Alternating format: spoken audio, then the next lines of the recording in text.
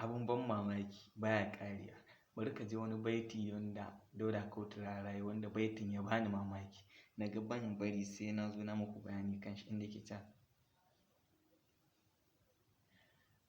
wanda ya aibata zance na, ya raina tunanina, ya zagi iyayena, mai fushi da masoyana, na kira shi magaucina, safe dare ya zuwa rana. Duk wanda yake zagin mu a sannu baƙar aniya sai ta dawo masa. Kun gani?